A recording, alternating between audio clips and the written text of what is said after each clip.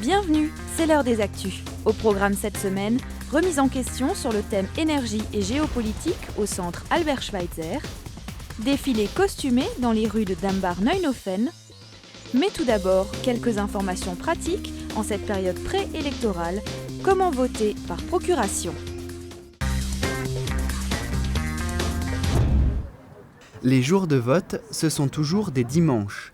Les électeurs sont appelés aux urnes ce jour-là pour être libérés de leurs obligations professionnelles.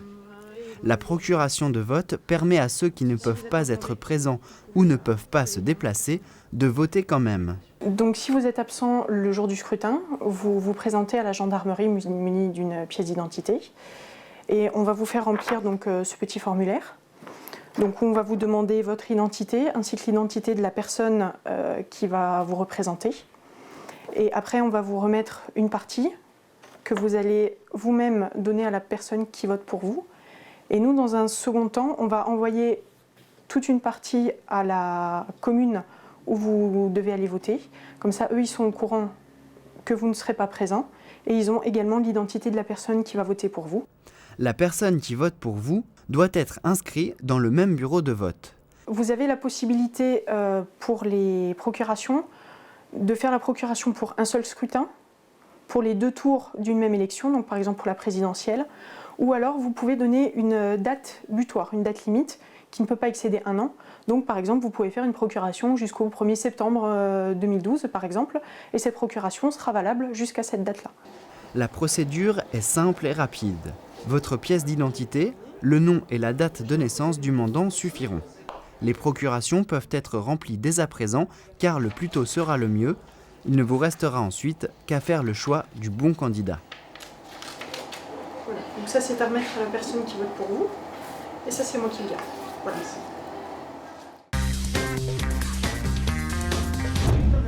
Découvrir et voir concrètement des solutions alternatives aux énergies fossiles qui s'épuisent, tel est le but des ateliers proposés la semaine passée au centre Albert Schweitzer. Des élèves français du séminaire de Walbourg et des élèves allemands du Pamina Gymnasium de Herxheim ont passé une semaine ensemble pour réfléchir sur le thème énergie et géopolitique. Nous les avons suivis toute une journée lors de la visite du projet de géothermie à Soultz-sous-Forêt. En fait, ils découvrent une solution développée par la France et par l'Allemagne concernant les questions liées à la gestion des ressources énergétiques.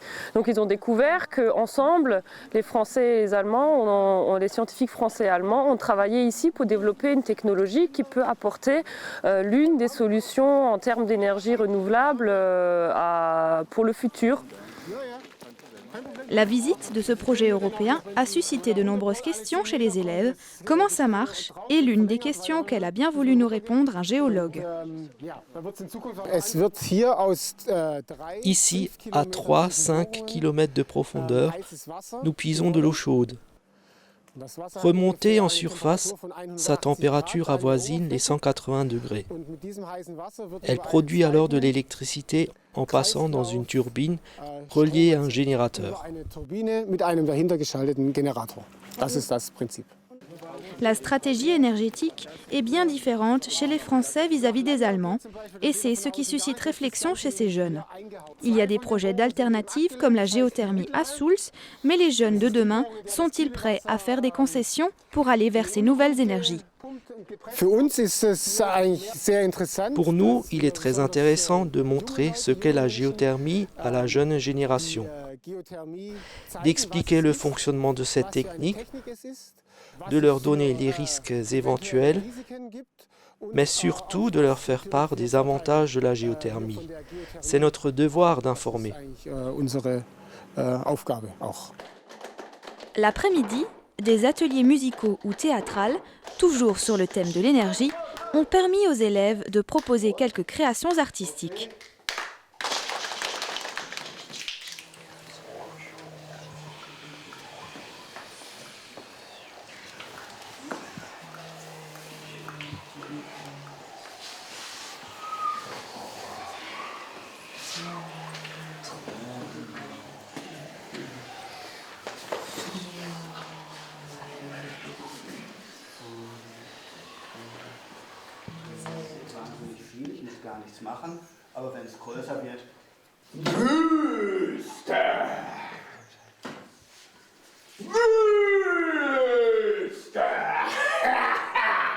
Ces ateliers ont permis une ouverture d'esprit toute particulière pour ces jeunes.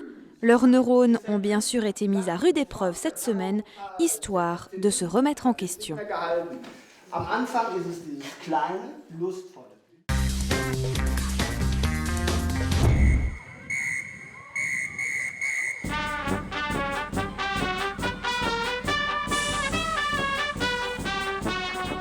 Après-midi carnavalesque pour les écoliers de Dambar-Neuenhofen, la tradition se perpétue.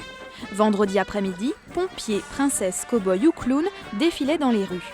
Accompagnés par le corps enseignant et quelques mamans, l'heure était au rire et à l'amusement. Les professeurs eux aussi se prêtèrent au jeu, même si cela demandait une certaine organisation. C'est une tradition depuis longtemps dans le village.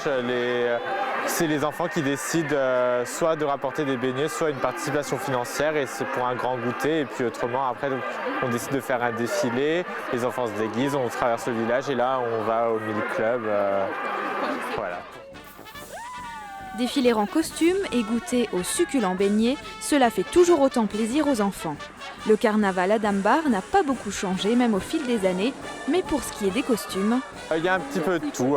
Il y a certaines mamans qui sont très impliquées, on voit elles et aussi leurs enfants, et autrement il y a des déguisements achetés, mais tout est très bien. Et là, à la mode, c'est beaucoup ce qui est autour de la guerre pour les garçons, et pour les filles, ça reste toujours les princesses en tout cas. Les enfants sont comblés, il reste encore quelques jours pour fêter, faire les fous et engloutir de nombreux beignets. Mais pas d'inquiétude, il n'y en a pas que pour les enfants. De nombreuses soirées carnavalesques pour les adultes sont organisées cette semaine. Il doit bien y en avoir une près de chez vous. Profitez-en, carnaval, ce n'est qu'une fois par an.